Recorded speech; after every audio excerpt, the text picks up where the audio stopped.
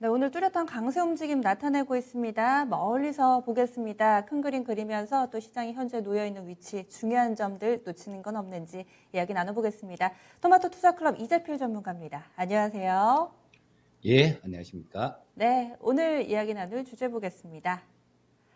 가장 큰 이번 주 이벤트 바로 FOMC입니다. 이 연준은 미국의 중앙은행인데 과연 이 미국의 중앙은행이 어떤 스탠스를 취할 것인지 관전 포인트 짚어보고요. 전 세계적으로 유동성은 어떻게 흘러가고 있는지 금리 인상 전망까지 알아보도록 하겠습니다. 양일간 펼쳐질 2일과 3일 양일간 펼쳐질 이 FOMC 쟁점은 뭐라고 보시나요? 일단 뭐 알려진 바와 같이 이번에는 연준이 테이퍼링을 할 걸로 그렇게 전망이 되고 있고요. 자, 파월 의장 같은 경우는 내년 중반에 이 테이퍼링을 완료하겠다라는 그런 발언을 벌써 한 상태입니다. 그렇기 때문에 이 테이퍼링은 기정사실화 됐다라고 보시면 될 거고, 오히려 뭐 테이퍼링이 없다라면 시장은 오히려 뭐 정말 뭐가 안 좋은 게 있나라는 그런 오히려 이상 반응을 보일 가능성이 많다라는 생각입니다. 그리고 또 지금 인플레이션이 많이 문제가 되고 있기 때문에 금리 인상에 대한 뭐 약간의 힌트 이런 부분들도 뭐 언급될 가능성도 좀 있다라는 생각인데요.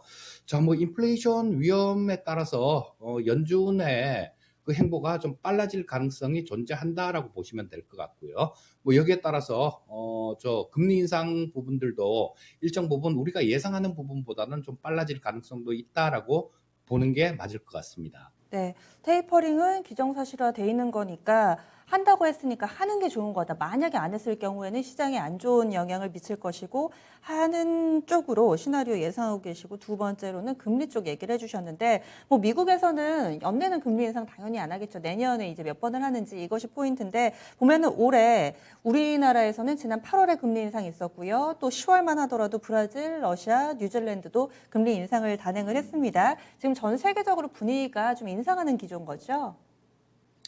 예, 맞습니다. 그리고 뭐 금리 부분도 마찬가지고 좀 전에 연준의 행보가 조금 빨라질 수 있다라는 그런 말씀을 좀 드렸었는데요. 당초에는 테이퍼링의 경우도 12월 달부터 테이퍼링에 돌입할 걸로 그렇게 예상이 됐었는데 지금은 회의 직후 그러니까 11월 달부터 바로 테이퍼링에 돌입할 가능성들 뭐 이런 부분들도 좀 언급이 되고 있고요. 자, 이 파월 의장은 이 금리 인상에 대한 기준은 테이퍼링보다 훨씬 엄격하게 적용할 것이다라는 그런 발언을 해서 금리 인상하고는 일정 부분 선을 그었던 그런 부분들이 있었는데요. 또 한편으로는 인플레이션에 대응할 준비가 돼 있다라는 그런 얘기도 했는데 과연 이 인플레이션에 대응 준비가 돼 있다라는 게 뭐 금리 인상 말고는 다른 어떤 부분이 있을 수 있을까라는 생각이 들어서 아마 이런 부분들은 금리 인상에 대한 뭐 그런 부분이다라고 볼 수 있을 것 같고요. 일단 주변 환경이 그렇게 녹록지가 않습니다. 캐나다 중앙은행에서는 채권 매입을 중단을 했어요, 벌써. 중단을 했고 내년 상반기에 금리 인상을 시사를 했습니다. 그렇다면 지금 이제 11월 달이니까 두 달만 지나면 내년 상반기가 되는 거죠. 그래서 이쪽 부분도 좀 임박했다라고 보시면 될 거고 최근 들어서 영국의 2년물 국채 금리가 굉장히 많이 올랐어요. 9월 말에 0.2%였었는데 이게 불과 한 달 약간 넘는 기간 동안 0.5%가 올라서 0.7%로 급등을 한 내용이 있고요. 자, 뭐 4일 날 영국이 또 통화정책 회의가 있는데 아마 이쪽에서는 금리 인상을 할 걸로 좀 이렇게 뉘앙스를 풍긴 게 있으니까 뭐 금리 인상 가능성이 있다라고 보시면 될 것 같고요. 호주도 마찬가지입니다. 호주는 이 3년물 국채 금리가 또 한 달 만에 0.1%에서 0.75%로 굉장히 또 많이 급등하는 모습이었어요. 자, 오늘 호주 중앙은행이 뭐 저 통화정책 회의를 하는데요. 자, 지금 같은 경우는 이렇게 물가가 이렇게 많이 올라 버렸으니까 뭐 어쩔 수 없이 금리 인상을 해야 되는 뭐 그런 부분들이다라고도 볼 수 있을 것 같고요. 자, 그렇다면 이 시장의 압력이 이 호주 중앙은행은 당초에는 2023년까지는 제로 금리를 유지하겠다라는 발언을 했는데 이 인플레이션이 중앙은행의 의지를 꺾어 넘길 정도로 그 정도로 좀 강하다라고 해석을 할 수 있을 것 같습니다. 또 뭐 22 같은 경우도 마찬가지예요. 29일 날 발표된 유럽의 CPI가 4.1%까지 급등을 했습니다. 그래서 뭐 이런 부분들이 나오다 보니까 유럽의 조금 약한 나라들, 이탈리아나 스페인 뭐 이런 쪽으로는 금리가 굉장히 급등하는 그런 모습이 나왔어요. 저 뭐 유럽의 맹주인 독일도 마찬가지로 계속 그냥 제로 금리를 유지했던 10년물 국채 금리가 플러스로 전환을 했기 때문에 향후에는 ECB 역시도 통화 정책에 약간의 뭐 기저 변화가 있을 가능성도 있다라고 보고 있습니다. 전 세계적으로 아무래도 또 유동성을 축소해가는 구간이 너무나도 명확한 상황입니다. 그렇다면은 월가에서는 미국 기준금리 어떤 변화 전망하고 있나요?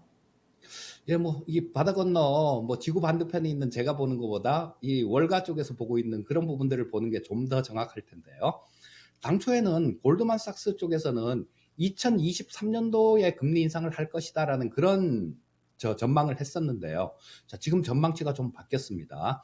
내년 6월 달 정도에 테이퍼링이 완료가 되면 내년 7월 달에 바로 한번 인상할 것이다라는 그런 전망이 나왔고 또 11월 달에 금리가 2차로 인상될 가능성이 있다라고 내년은 뭐 두 번 정도 뭐 인상한다라는 그런 입장으로 좀 선회를 했고요.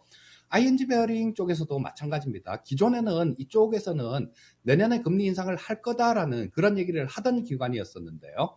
9월하고 11월 뭐 두 차례 정도 인상 예정이다라는 예상된다라는 얘기를 했었는데 이번에는 또 마찬가지로 내년 7월 달에 한번 추가가 돼서 내년에 세 차례 정도 인상할 것이다라는 그런 전망치를 내놓고 있습니다. 결국에는 올해 3월에도 그렇고 지난 9월에도 그렇고 파월 의장이 2023년까지 기준금리 제로금리로 유지하겠다 이런 얘기를 했는데 결국엔 상황 따라서 계속해서 바뀌는 것 같아요. 흐름상으로는 좀 앞당겨지는 모습 이렇게 대체로는 의견이 좀 모아지고 있는 건데 그렇다면은 이번 FOMC 예상대로 이 테이퍼링 발표가 된다면 시장이 어떻게 반응할 것인가 그리고 그 미묘한 시기의 변화에 따라서도 시장이 뭔가 반응이 나올 텐데 시장에 미치는 영향 시나리오별로 체크를 해주시죠.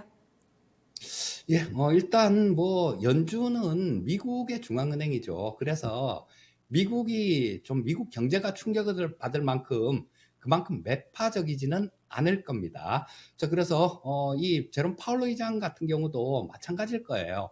지금 현재 상태가 오늘 아침에 뭐 앨런 의장이 바이든 대통령하고 연준 의장 연임을 하는 거 그 부분에 대해서도 의견을 나눴다라고 얘기를 하는데요. 이 시장에 안정감을 주기 위해서 연임 얘기도 나오는 거니까 이 제롬 파월 의장 같은 경우는 이번에도 금리 인상은 뭐 지난번처럼 말은 그렇게 해서 좀 시장을 좀 안정시킬 그럴 가능성은 있다라는 생각입니다. 자, 그리고 또 마찬가지로 이 뭐 인터뷰 과정에서 이 파월 의장 같은 경우도 자칫 말실수를 할 수도 있는데요. 뭐 그런 과정에서 금리 인상 관련되는 그런 얘기가 나오면 시장은 뭐 조금 한번 이렇게 충격을 받을 수는 있을 겁니다. 하지만 이 미국 증시 같은 경우도 마찬가지로 일시적인 변동성은 있더라도 계속해서 뭐 이게 지속되지는 않고 충분히 극복 가능한 그런 모습이다라는 생각이 들고요. 자, 뭐 이 연준 쪽에서 테이퍼링 같은 경우는 이제는 신흥국 쪽에 주는 영향은 거의 없다라고 뭐 그렇게 보셔도 무방할 것 같은데요. 자, 금리에 대한 얘기가 나오면 또 얘기가 좀 틀려지죠. 테이퍼링이라는 건 그동안 돈을 풀던 거를 조금씩 이렇게 줄이겠다는 얘기니까 뭐 직접적인 자금 유출은 없는 거고요. 자, 금리 관련되는 그런 얘기가 나오면 이건 얘기가 좀 틀려지죠. 자, 그래서 이 이머징 마켓 쪽에는 금리 인상 관련되는 내용이 나오면 좀 이 어느 정도 변동성을 동반한 뭐 그런 좀 부분들이 나올 수 있는데요. 이 경우에도 마찬가지로 지금 풀려 있는 돈이 워낙 많기 때문에 상하단이 이렇게 막혀 있는 좀 박스권 장세, 제한적인 등락 가능성이 있다라고 보고 있습니다. 네, 알겠습니다. 그러면 오늘의 큰 그림 그려주세요. 자, 지금 이제는 뭐 나올 부분들이 거의 좀 얘기들이 나오고 있죠. 뭐 금리 인상 관련되는 그런 부분들도 나오고 있고요. 자, 그렇게 되면 또 내년은 강세장 3년 차입니다. 첫째, 1년 차는 작년 같은 경우는 누구나 돈을 벌기 되게 쉬운 시장이었고요. 올해 같은 경우는 작년보다는 조금 좀 어려운 난해한 그런 시장이었습니다. 자, 내년 같은 경우는 어떤 좀 특정한 섹터들 뭐 정책 관련돼서 뭐 좋은 그런 부분들이 있는 쪽 외에는 좀 고생할 가능성이 좀 높다라는 생각이 들고요. 자, 종목이나 뭐 섹터나 종목 선정이 뭐 수익을 좌우할 진검승부가 될 거다라는 생각이 들고 그 중심에는 친환경 섹터들이 있다라는 생각입니다. 친환경까지 힌트를 주시네요. 알겠습니다. 다음 주에 뵙겠습니다. 예, 감사합니다. 네.